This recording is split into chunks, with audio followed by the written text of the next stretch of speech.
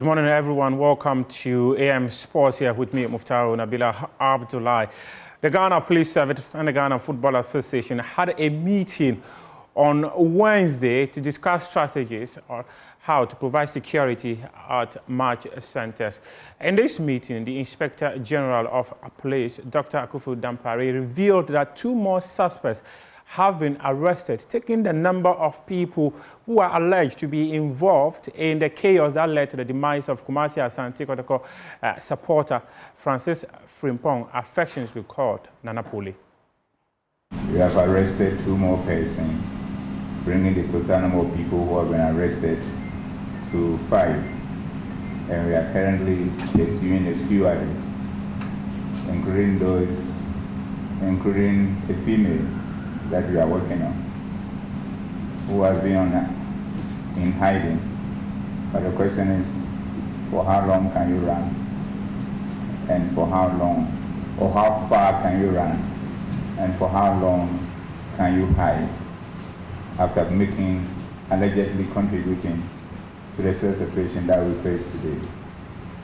So we want to use this to assure the family of Yao, to assure the family, the Asante Kotoko Football Club family, the GFA, and the football fraternity of the country, that will stop at nothing in getting the people involved arrested to face justice. We urge the public and the entirety of the football fraternity in particular to support us in this endeavor, and people to see the situation as a crime which is being investigated and nothing else, so that the families and the club and the football fraternity and the country will have closure when it comes to this matter. For us also using this proactively to learn the relevant lessons and come out with a blueprint better than what we have currently in place to ensure that football continues to be a game that needs to be enjoyed and not a game that people end up losing their lives. Because why should you be going to a place that you expect to enjoy yourself and then ending up losing your life? This must not happen again. And we, the people here in this room, have that responsibility to ensure that it doesn't happen. Let us rise up to that responsibility in service of the good people of this country and in service of humanity. Meanwhile, Nsoatreman, they have written to the Ghana Football Association to withdraw from the Ghana Premier League. Executive Council member of the football governing body, Fred Echampon, says that their decision to withdraw from the competition comes with some consequences. Yes, we discussed that the night of the incident. We went into discussions. When I say the family, the Executive Council went into discussions, and the first thought was to look out for the family of the deceased. So we embarked on that. The second thing we discussed was to put the league on hold for us to go through all these processes. Then after that, we can then schedule a date that we can resume the league. And so the FA was the first to, call off the weekend matches. Yes, subsequent to that, Nsoatreman just confirmed to me that they sent a letter to the Football Association indicating their decision to withdraw from the league. I'm not sure if they still stand by that, but that's been it. And Asante Kotoko also issued a statement. All what they were saying is that they wanted to see justice, and with what's been happening. Yesterday, the IGP himself was in Kumasi, met with the leadership of Asante Kotoko. Today, they are here. All of us have been in meetings, so I'm pretty sure that we made some headways. No, the regulations are there. If it happens that way, we consult the regulations.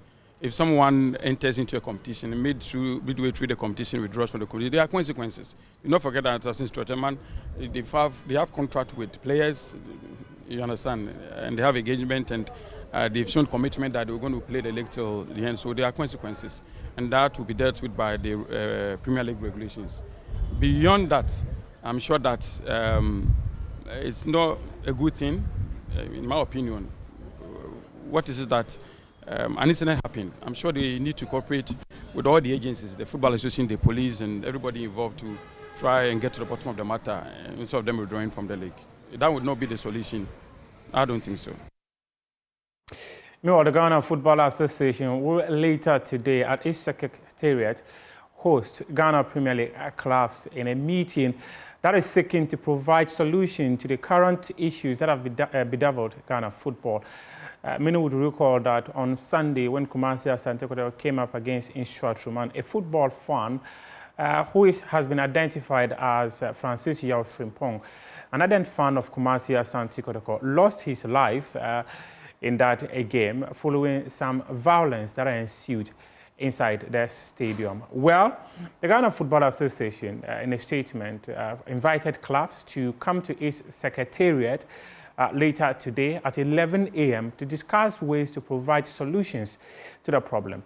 The GFA believes that the clubs are at the heart of the issues and that anyone who is better placed to provide solution to this current challenge is the clubs themselves. Hence, their decision to invite them. And also on Friday, there will be a meeting with supporters. And the meeting with the supporters would also be centered on discussions involving how they behave at match centers. The Ghana Football Association meeting will be chaired by its president, Kotoko, who has had a couple of meetings already, including the one with the IGP, and it was the IGP that extended that invite to the Ghana Football Association for a meeting to provide strategies on how to curtail some of these issues that often happen at match centers. And now, tomorrow, we are bringing you one of the biggest stories that happened late last year. It's about Abigail Korte. This is a young lady who has redefined what it means to be a female boxer by becoming the first Ghanaian woman to win a world champion. My colleague Haruna Mubarak has been working on this documentary and will bring you excerpts of that. Across from her stood Sangeeta Bedi, a formidable British opponent. Abigail unleashed a barrage of punches and precise uppercuts, leaving Sangeeta battered and bruised. When the final bell rang, the decision was unanimous. Abigail Korte had triumphed.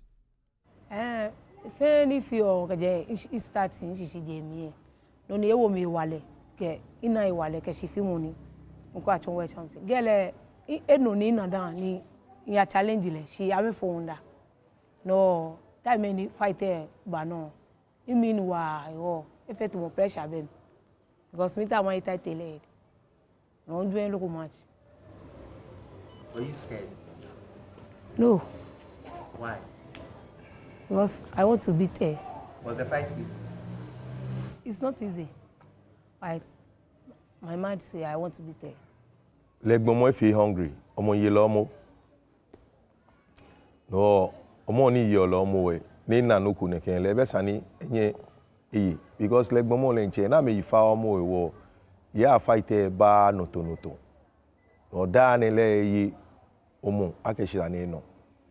No ne nu na kan akeclear yen chomi po omo we. No po yi le se ka akeshin. Sane fi gidi omo ne yi. Because ko ba watch me you akeshin emusun we. Shi akeshini ina no ne tawo mo no ne tawo no ha ne mi en chomi ne yele fen o gidi. E fe mi na pe tabi en won teshi. Ile no ko insista ko we ni obi e bi you sa de to bi nu e. E ka isakoto kwateke ano she wi ni she ale tate she yi blofonu. Go. Mi je kwa nu kwateke ano nye ke wo nu ko we bi e wole nu ko ano ni wotumo. Nu efi o wo nda ni wo shin. Wo ne ko. Wo ne ko pe. Anu kwale enwona no na yo mu e ba ni ka obi enyi. Nu wota sha ga kwateke aso we ano e. She ano ya re na we bi e wo nu ko e. She aka jimo gugu hola. Obi enyi ga e mi na yu o. Kwateke le wa le nu e ba ye yi mo. I think Abigail is dominating. She has dominated from round 1 to the 10th round, and she's doing really well. It's the first time we've seen a Ghanaian female boxer. These are institutionalized prejudices, Now, let's take you to Sakumono. You would recall that yesterday we brought you a report about how the celebrity golf course has been invaded by estate developers. My colleague, in the person of Joseph Ayinga Walter, visited the place and has details in this report. The celebrity golf course at Sakumono, near Tema, is facing encroachment as developers clear portions of the land for construction. Despite a court injunction prohibiting any development, work is ongoing in parts of the golf course. During a visit to the site with our cameras, Joy Sports encountered contractors actively working on the land, accompanied by land guards. Eric Duka, a retired member of the golf club, raised concerns and calls on the Ministry of Interior and the Greater Accra Regional Security Council and the Ministry of Sports and Recreation to intervene.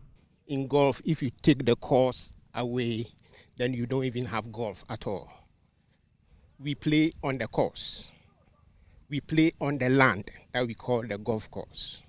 So when people come in and they encroach on our land, they are taking something away from us. Developers have begun clearing trees along the northern edge of the course, erecting walls and blocking access to the dam that supplies water to the facility.